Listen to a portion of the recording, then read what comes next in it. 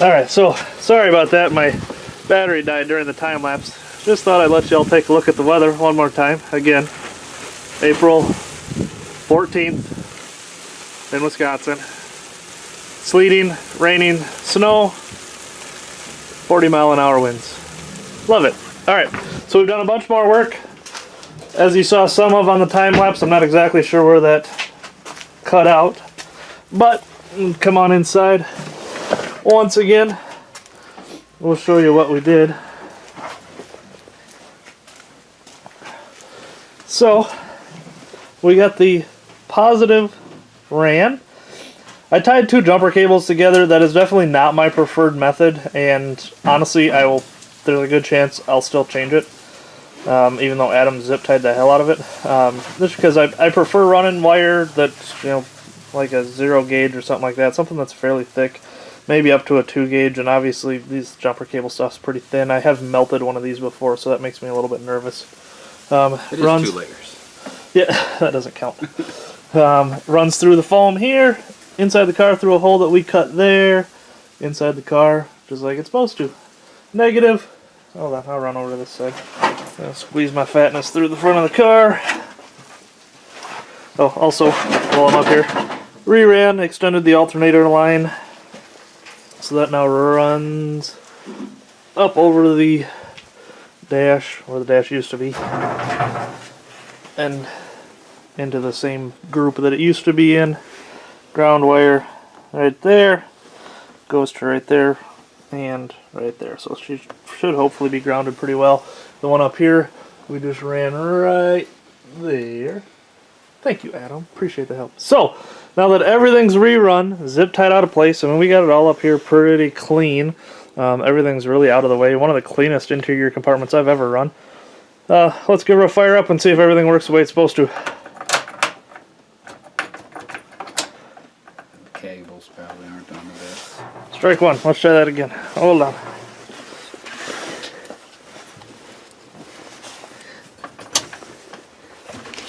Juice. Alright, so apparently this will be our first whoops.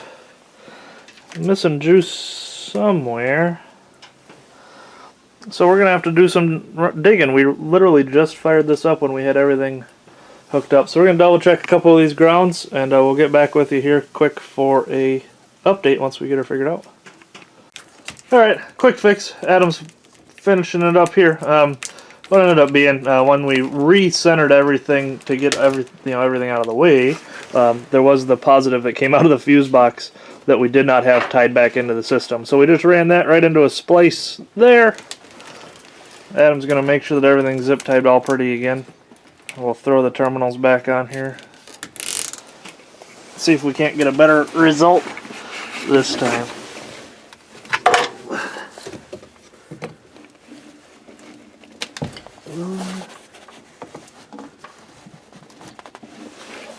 See if we get something out of that. Oh, we got a ding.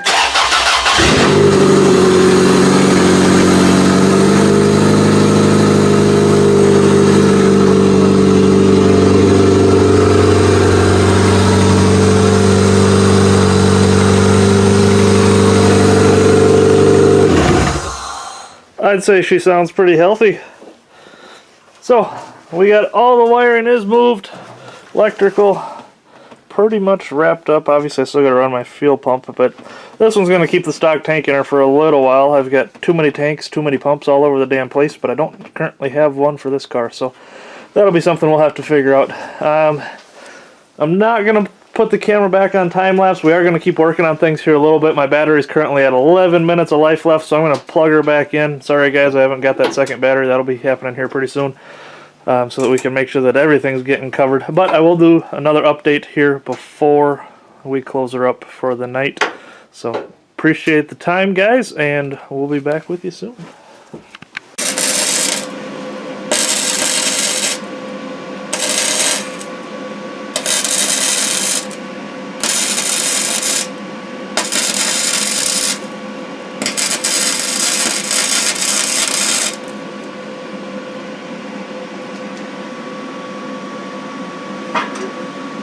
Good for now? Alright guys, I think we are officially going to call it a day. We're starting to do dumb stuff. Like well with no gloves on. And we got our rod set. Ran this one back here, up along the strut tower. Goes down to the frame. We ran this one. That's cool. It goes down through the tube there, through the frame where the bumper tube should go. Well, that's great and all, but for some reason we welded it on already. So we'll have to cut that off so that we can pull that out of there, because we will be running, we're allowed 8 inches inside the frame. So we'll, off of the back bumper, we'll go 8 inches inside, and that rod there will go down through the bumper shock or hold down or whatever you want to call it. So rod's in. Fortunately we didn't weld this one, so that'll help. Just got that one kind of tacked in place. So definitely made a decent amount of progress today. Definitely ready to call it good for now. Electrical's all moved. Runs, drives, or yeah, well, fires. I guess we haven't actually tried to drive. It's got 4 flat tires currently. But definitely clean engine compartment. Big opening up here, no radiator. We're probably going to run the other rod. It sounds like we did on the Cavalier. Go down from there, through there, and then there, through there. To me, that's still sheet metal, which is what our other 2 are allowed to be. So we'll be sheet metal to make everything good. Adam, any final words of wisdom as we're ready to call it a day? I think that covers it. Adam's full of words so far during these sets of videos. So thanks a lot, guys. We'll be back out here recording soon. We'll make sure we get some good stuff for you. This car's definitely coming along. Bumper wise, we're going to go with another tubing bumper on this one. I'm going to do mine a little bit different than Adam. And we'll go from there. Thanks, guys.